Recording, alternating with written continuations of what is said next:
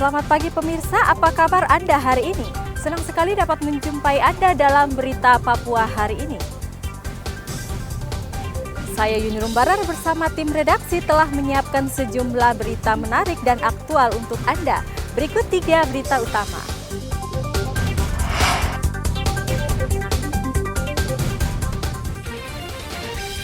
Kapal nelayan berpenumpang 41 ABK hilang kontak di perairan Raja Ampat, Papua Barat Daya.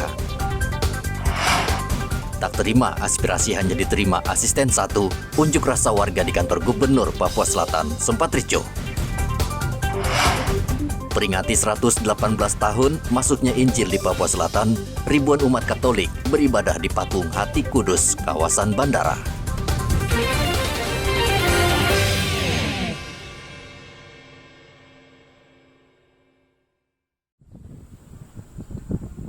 Kapal nelayan Dewata Samudra 3 dengan 41 ABK hilang kontak pada 12 Agustus lalu di perairan timur laut Pulau Fani, Raja Ampat, Papua Barat Daya. Kapal nelayan itu akan menuju Sopiori dan diperkirakan tiba di lokasi Sabtu pekan lalu, namun tak kunjung tiba. Sebuah kapal asing yang kebetulan melintas sempat melihat kepulan asap KM Dewata Samudra 3 yang diduga terbakar. Kami melakukan e-broadcast dengan bantuan Basarnas Command Center, meng-e-broadcast terhadap posisi terakhir kapal tersebut. Dan kami mendapatkan informasi dari Basarnas Command Center mengatakan bahwa ada kapal asing yang melihat kapal tersebut. Informasi yang kami dapatkan, kapal tersebut mengalami kebakaran. Yang diduga informasi dari lapangan itu kemungkinan kapal itu meledak karena kapal itu adalah kapal ikan yang memiliki freezer, ya, cold storage. Kemungkinan ada kebocoran freon atau apa saya belum tahu, tapi yang informasi yang kami dapatkan kemungkinan kapal itu meledak karena memunculkan asap. Ini informasi dari kapal yang melihat. Berdasarkan data tersebut, kami langsung memberangkatkan KN SAR Baladewa dengan 15 orang personil. Adapun jarak dari kantor SAR Sorong atau pangkalan kami yaitu kurang lebih sekitar 172 nautical mile. Sementara itu, tim SAR hingga Selasa kemarin masih mencari Taufik Kurniawan yang jatuh dari jembatan Maro, Merauke. Di hari kedua ini, tim SAR gabungan yang terdiri dari Basarnas, Satpol Air Polres Merauke, Babinsa, dan sejumlah keluarga terus menelusuri Sungai Maro, bahkan pencarian diperluas hingga radius 3 km. Tim SAR juga menelusuri pinggiran sungai yang penuh dengan pohon bakau karena besar kemungkinan korban tersangkut. Sampai hari yang kedua ini, tim SAR kami sudah turun ke lapangan, namun kami belum menemukan korban yang terjatuh dari jembatan Maro.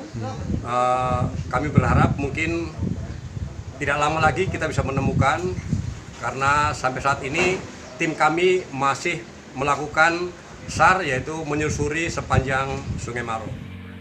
Korban sebelumnya berboncengan sepeda motor dengan rekannya saat hendak pulang ke rumahnya di distrik Semangga. Namun saat melintas di jembatan Maro, korban terjatuh lalu tercebur ke Sungai Maro yang cukup dalam. Topan dan Muhammad Ridwan melaporkan dari Sorong dan Merauke.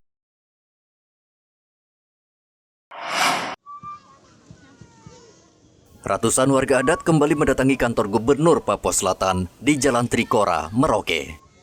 Tuntutan mereka tetap sama, meminta Pemda mencalonkan lagi 2 orang warga adat yang namanya dicoret dari daftar calon anggota Majelis Rakyat Papua atau MRP Papua Selatan. Mereka berjalan dari kawasan Mangga 2 hingga ke kantor Gubernur Papua Selatan dan dikawal ketat kepolisian Merauke. Pengunjuk rasa kembali meminta Gubernur Papua Selatan untuk mengambil langkah agar kasus ini tidak terus bergulir di Merauke. Pengunjuk rasa mengamuk karena yang menerima mereka ternyata hanya seorang asisten 1 Pemprov Papua Selatan.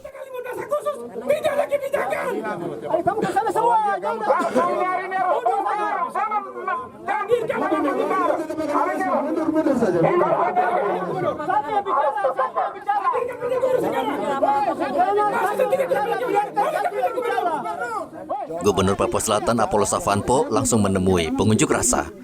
Wakil agama ini tidak hanya di Provinsi Papua Selatan, tetapi mekanismenya sama dengan di Provinsi Papua, Papua Pegunungan, Papua Tengah, Papua Barat, dan Papua Barat Daya. Untuk wakil agama itu diutus oleh lembaga-lembaga keagamannya. Oleh karena itu, sebagaimana saya sampaikan kepada mereka bahwa apabila ada yang merasa tidak sesuai dengan hasil musyawarah yang dilaksanakan oleh lembaga keagamaan, bisa kembali mempertanyakan kepada lembaga-lembaga keagamannya. Tidak lagi melakukan aksi-aksi yang dapat merugikan masyarakat dalam beraktivitas sehingga mengganggu keamanan dan ketertiban di tengah-tengah masyarakat. Nggak boleh kamu begitu. Kalau kamu tidak mau dengar saya bicara, saya keluar sekarang. Tuntutan warga adat Merauke sudah beberapa kali dilakukan, namun tidak dikabulkan Gubernur Provinsi Papua Selatan karena ia tidak memiliki wewenang mencampuri pencalonan anggota MRP. MRP merupakan perwakilan orang asli Papua yang bertugas menjaga dan melindungi hak-hak asasi orang asli Papua, termasuk penghormatan terhadap adat dan budaya, pemberdayaan perempuan, hingga kerukunan beragama. Muhammad Ridwan melaporkan dari Merauke, Papua Selatan.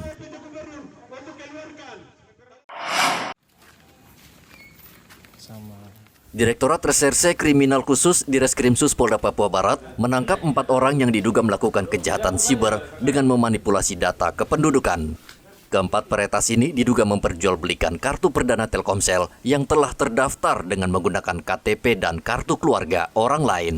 1 orang ditangkap di Manokwari, sedangkan 3 tersangka lain diciduk di Makassar, Sulawesi Selatan. Polisi menyita barang bukti berupa 200 kartu Telkomsel yang sudah terdaftar, 2.100 kartu perdana, dan sekitar 1.200 kartu Telkomsel yang gagal didaftarkan. Selain itu, petugas juga menyita 6 unit modem, 3 laptop, 2 buah flash disk, uang tunai sebesar Rp4.900.000 hasil penjualan kartu perdana. Tindak pidana ilegal akses dan manipulasi data kependudukan yang dilakukan setelah hasil dari penyelidikan kita itu ada 4 orang tersangka. 1 orang tersangka itu kita tangkap di Manokwari, kemudian yang 3 lagi kita lakukan penangkapan di daerah Makassar. Data kependudukan ini ya didapat dari tersangka ini dari hacker-hacker ya. Kita tidak tahu hacker ini mendapatkan atau sumber data kependudukan ini dari mana, dan ini masih kita dalam. Polda Papua Barat mengingatkan masyarakat berhati-hati dan menjaga kerahasiaan data pribadi seperti kartu keluarga dan kartu tanda penduduk agar tidak disalahgunakan. Dari Manokwari, Papua Barat, Edi melaporkan.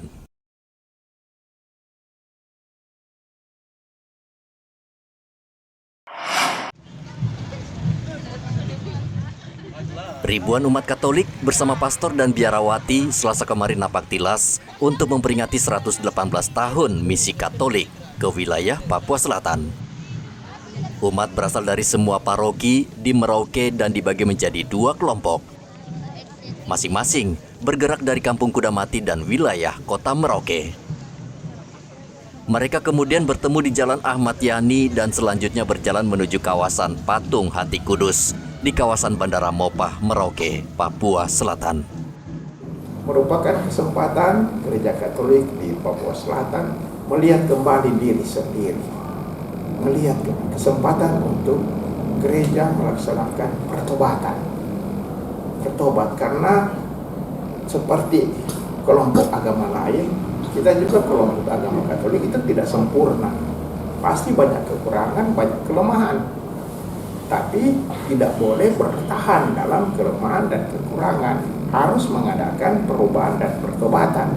Nah, pesta 118 gereja masuk Papua Selatan, kesempatan Gereja Katolik untuk melihat kembali sejauh mana Gereja Katolik sudah menjadi tanda kehadiran Tuhan, membawa kasih. Barangkali sudah tentu saja, tapi masih kurang. Harus mengadakan perubahan. Misalnya perubahan barangkali di bidang persaudaraan. Apakah Gereja Katolik sudah ada hidup dalam sebuah persaudaraan atau bekelai-bekelai di dalam? Ya. 118 tahun lalu, para misioner Katolik tiba di Merauke dengan menggunakan perahu di perairan Arafuru, Merauke. Mereka keluar masuk hutan dan tinggal bersama penduduk asli untuk memberitakan Injil. Masuknya misionaris Katolik di Merauke telah membuka lembaran dan peradaban baru di tanah Papua. Dan hingga kini, Jasa mereka terus dikenang sepanjang masa oleh umat Katolik di Papua Selatan. Muhammad Ridwan melaporkan dari Merauke, Papua Selatan.